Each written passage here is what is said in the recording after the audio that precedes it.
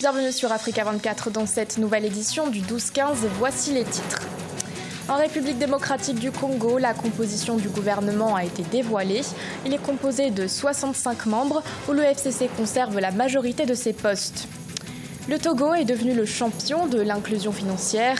Il arrive en deuxième position après le Mali. Et enfin, nous irons au Sénégal à la rencontre d'Abdoulaziz Diop, un commerçant qui fournit gratuitement des soins aux malades mentaux.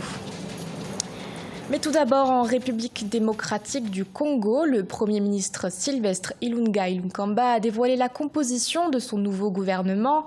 Une composition rendue publique 3 mois après sa nomination et 7 mois après l'investiture du président Félix Tshisekedi. Composé de 65 membres, le gouvernement comprend 42 personnes issues des rangs du Front commun pour le Congo et 23 issues du Cap pour le changement. Parmi ces membres, 76,9% d'entre eux n'ont jamais pris part à un gouvernement. Sans surprise, le FCC de l'ancien président Joseph Kabila conserve la majorité des postes. Écoutons à ce sujet le Premier ministre Sylvestre Ilunga Ilunkamba. Le président de la République, chef de l'État, a enfin signé l'ordonnance.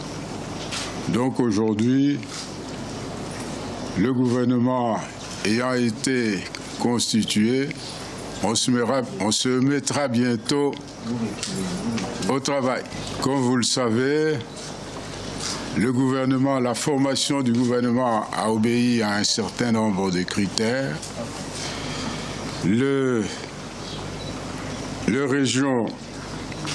Les provinces, ont tous été servis. Il y a le Grand Kasaï, 25%, le Grand Kivu, 22%, le Grand Katanga, 15%, le Grand Bandundu, 14%, le Grand Équateur, 9%, Congo central, 9% et province orientale, 60%. 6, pardon. En ce qui concerne le genre, il faut dire que les hommes ont eu 83% de postes, tandis que les femmes, 17%. Ce pourcentage est encore faible, mais il faut le pondérer par l'importance des portefeuilles qui ont été attribués aux ministres femmes, de telle sorte dans cette matière, il y a eu une grande innovation. Le Togo devient le champion de l'inclusion financière. Selon un rapport de la Banque centrale des États d'Afrique de l'Ouest, le Togo arrive deuxième derrière le Mali au sein de l'Union monétaire ouest-africaine. Une inclusion financière qui a enregistré une hausse de plus de 10% dans l'UMOA. Emefa Kofi. L'inclusion financière au sein de l'Union monétaire ouest-africaine en forte hausse grâce au système financier décentralisé. Au 31 mars 2019, le montant des dépôts collectés s'est établi à un peu plus de 1,390 milliard de francs CFA contre 1,248 milliard, soit une hausse de 11,4%. Au Togo, cette hausse est estimée à 16%. Il y a maintenant une politique régionale de l'inclusion financière et dans nos pays, les dirigeants aussi ont porté sur eux de créer un cadre favorable au développement de la finance inclusive. Il y a également l'éducation financière que l'association professionnelle fait à tout moment sur les médias. Avec cette progression enregistrée, le Togo devient le deuxième pays plus performant s'agissant de l'inclusion financière au sein de l'UMOA. Le pays se classe derrière le Mali qui enregistre 20%. Mais pour l'association professionnelle des systèmes financiers décentralisés du Togo, de nouveaux défis se présentent afin de répondre aux besoins de la population. Nous avons le défi de la protection de l'épargne. Vous avez parlé de hausse de plus de 10%. Dans la sous-région, la tendance est à la numérisation des opérations.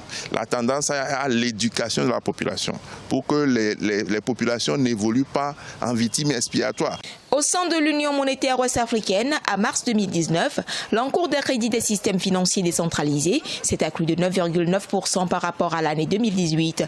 Sur 76 systèmes financiers décentralisés que compte le Togo, le gouvernement togolais travaille avec une vingtaine depuis 2014, grâce au Fonds national de la finance inclusive, lancé en janvier de la même année pour lutter contre la pauvreté.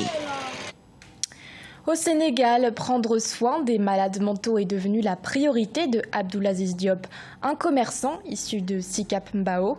Il leur fournit des soins gratuitement, une passion qui l'anime depuis de longues années. Pour ce père de famille, c'est une manière de participer à l'insertion des malades mentaux dans la société. Un reportage de notre correspondant Elan Jediaï. Prendre soin des malades mentaux qui vivent dans les rues de Dakar, une passion pour ce père de famille, Abdoulaziz Diop, vivant à Sicap Mbao. Il les lave, les coiffe, les habille, puis les nourrit gratuitement. Abdoulaziz Diop n'est pourtant pas un psychiatre, il est commerçant. Toutefois, il a décidé de lutter contre une partie des facteurs contribuant à l'exclusion des déficients mentaux de la société. J'ai remarqué que depuis tout petit, quand un malade mental rentre dans une boutique ou dans un endroit, il est mis dehors. Même pour boire ou manger, on leur refuse cela. Donc il est obligé d'aller vers les poubelles. J'ai aussi remarqué qu'au Sénégal, ils sont exclus de la société, ce qui n'est pas normal.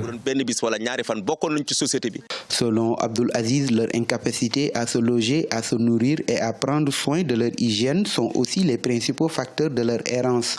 C'est depuis 1999 que Abdoulaziz Diop s'est lancé dans cette activité. Il a même réussi à avoir le concours des jeunes de son quartier pour redonner de la dignité aux malades mentaux. Il nous arrive parfois et d'ailleurs très souvent de faire le tour de certaines localités comme les parcelles Zasseni, Guédiawaye, Diamangun à la recherche de malades mentaux pour pouvoir les aider car ils ont besoin de vêtements propres, de la nourriture mais également aussi d'une bonne douche. Si les jeunes des autres quartiers pouvaient en faire autant, nous pourrons ensemble aider ces personnes qui sont dans des situations très difficiles. À Dakar et comme dans toutes les capitales du continent, les malades mentaux errants font souvent partie du paysage urbain.